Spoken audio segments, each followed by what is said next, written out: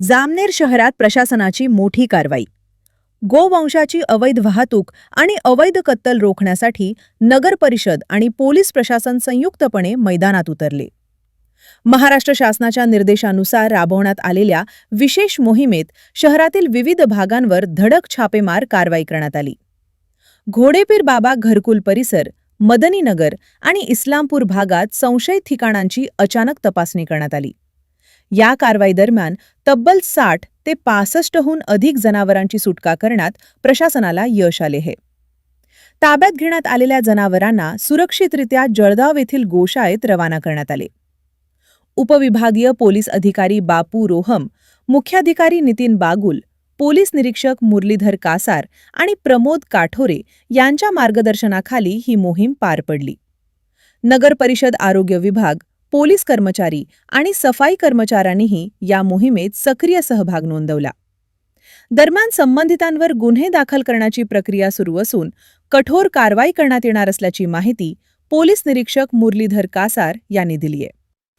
बकरी ईदच्या 2 दिवसांपूर्वी झालेल्या या धडक कारवाईमुळे जामनेर शहरात चर्चांना उधाण आले असून प्रशासनाच्या पुढील हालचालींकडे सर्वांचे लक्ष लागले. सर, नेमकी काय कारवाई करण्यात आली आज? आता 28 तारखेला पूर्ण भारतात बकरी ईद सण हा उत्साहात साजरा होत असतो. आणि 1960चा जो कायदा आहे, प्राणी अधिनियम, यानुसार गोहत्यास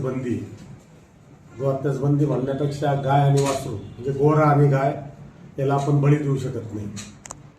तर त्या आधारे एक बातमी भेटली होती जामनेरमध्ये का बऱ्याच ठिकाणी बेकायदेशीररित्या कत्तलीसाठी जनावर आणलेले आहे.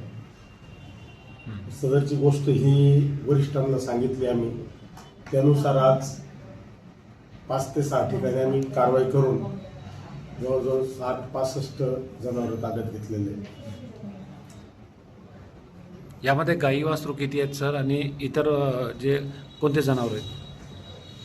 ती संख्या आपण आला नाही अजून, दाखल करताच्या वेळेसच ती संख्या घेऊ आपण सर्व ती, ते तुम्हाला तेव्हा कळवण्यात. हे सगळे जनावर कत्तलीसाठी आणले गेले होते का? याची काही माहिती भेटली का सर? त्याची माहिती भेटली होती आम्हाला गुप्त बातमीदाराकडनं. असे असे जनावर जे बकरी ईद आहे त्यासाठी बळी देण्यासाठी आणलेले होते. यात किती आरोपी करण्यात आलेले आहेत? आरोपीची संख्या अजून निश्चित झाली नाही. गुन्हा दाखल करायची प्रक्रिया चालू आहे.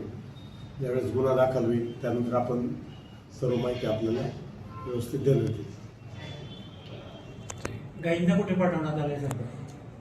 गाई आणि जे वासरू गोरे वगैरे ते आपण बापना गोशाळेत पाठवलेले तिथे, कारण मोठी शाळा आहे आणि ठेवण्याची व्यवस्था वगैरे व्यवस्थित असल्याने आपण त्या ठिकाणी पाठवण्यात आलेले आहे. सर, जामनेरमध्ये कुठल्या कत्तलखान्यासाठी परवानगी आहे का?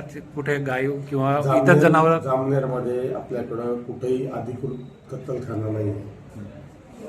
टेम्परवरी ज्यावेळेस प्रोग्राम असतात त्यावेळेस शासनाच्या नियमाप्रमाणे त्यांना परवानगी देण्यात येत असते. सदर या गायी सर ज्या शेतकऱ्यांच्या असतील त्यांनी त्या शेतकऱ्यांना कशा प्राप्त होते? जे गायी आणि बैल आहेत तर त्या त्यांना कशा मिळतील? नाही, असं जर काही आढळलं तर आपण निश्चितच त्यांच्यावर पण अन्याय होईल. म्हणजे सांगायचं तात्पर्य असे सर, जे जनावर आपण जप्त केलेले आहेत त्यात काही चोरीचे जनावर आहेत का, असं काही आपण तपास केलेला आहे किंवा चौकशी करणार आहोत? तर त्या अनुषंगाने पण तपास करू. चांगला प्रश्न विचारलाय तुम्ही. त्या अनुषंगाने पण आपण तपास करू.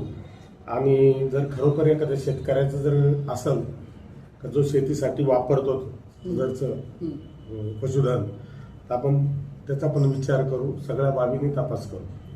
यापुढे अशा घटना होऊ नये त्यासाठी आपण जामनेरवासियांना काय आवाहन करू इच्छितो? माझं तर सर्व मुस्लिम बांधवांना आव्हान आहे का आपण जे शासनाने जे दिलेलं आहे त्याचाच बळी द्यावा. इतर प्राण्यांचा बळी देऊ नये. दिल्यानंतर योग्य ती कारवाई करण्यात येईल. त्याचप्रमाणे व्हॉट्सअपवर, फेसबुकवर, काही इंस्टाग्रामवर कोणी जर काही अफवा पसरत असेल तर त्याच्यावर कठोरात कठोर कारवाई करण्यात येईल.